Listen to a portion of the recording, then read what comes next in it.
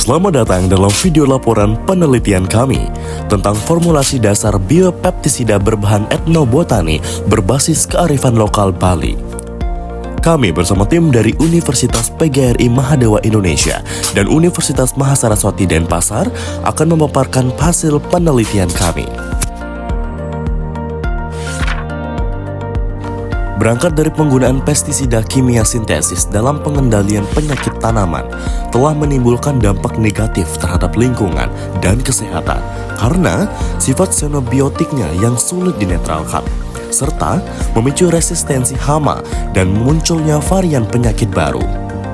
Sebagai solusi, biopestisida berbahan etnobotani berbasis kearifan lokal yang mengandung senyawa aktif seperti alkaloid, flavonoid, triterpenoid, fenolik, tanin, dan saponin dikembangkan melalui penelitian 1 tahun yang meliputi eksplorasi tumbuhan, ekstraksi, dan pengujian efektivitasnya terhadap penyakit tanaman kedelai.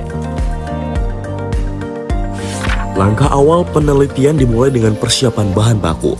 Daun tumbuhan yang berpotensi sebagai biopestisida dipotong menjadi bagian-bagian kecil.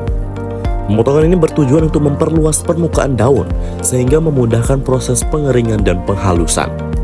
Daun kemudian diangin-anginkan untuk menghilangkan kadar air tanpa merusak senyawa aktifnya. Setelah bahan dikeringkan, dilakukan proses maserasi. Maserasi adalah metode ekstraksi sederhana dengan merendam bahan dalam pelarut pada suhu ruang. Proses ini memungkinkan senyawa aktif dalam tumbuhan terlarut secara optimal.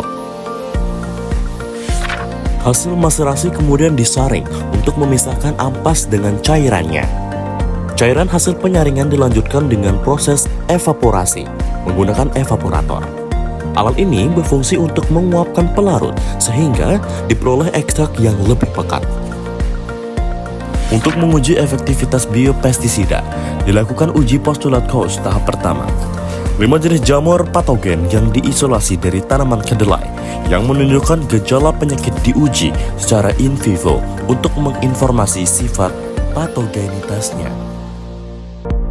Berdasarkan hasil uji tahap pertama, dipilih 2 jamur patogen dengan tingkat patogenitas tertinggi. Kedua jamur ini kemudian diuji kembali dalam postulat Koch tahap kedua untuk memastikan konsistensi sifat patogenitasnya. Tahap selanjutnya adalah persiapan kromatografi kolom. Ekstrak tumbuhan yang menunjukkan daya hambat terbesar disiapkan bersama peralatan dan bahan pendukung untuk proses pemisahan senyawa. Proses fraksinasi dilakukan menggunakan kromatografi kolom. Setiap fraksi ditampung dalam volume 25 ml untuk memisahkan senyawa-senyawa berdasarkan tingkat kepolarannya. Untuk analisis lebih lanjut, dilakukan persiapan TLC atau Thin Layer Chromatography pada ekstrak kasar yang memiliki daya hambat terhadap jamur patogen. Metode ini membantu mengidentifikasi komponen-komponen aktif dalam ekstrak. Pengujian daya hambat ekstrak terhadap jamur patogen kedelai dilakukan untuk mengetahui efektivitas biopestisida yang dikembangkan. Hasil uji aktivitas biopestisida dari berbagai fraksi diamati dan dicatat secara teliti untuk menentukan fraksi yang paling efektif dalam menghambat pertumbuhan jamur patogen. Tahap akhir adalah dokumentasi hasil pengujian, khususnya pada fraksi 7 yang menunjukkan daya hambat terhadap jamur patogen. Dokumentasi ini penting untuk analisis dan pelaporan hasil penelitian. Penelitian ini menjadi langkah konkret dalam upaya mengembangkan pertanian ramah lingkungan. Kami menyampaikan apresiasi mendalam kepada Direktorat Riset dan Pengabdian Masyarakat Kementerian Pendidikan atas dukungan yang diberikan untuk terlaksananya penelitian ini.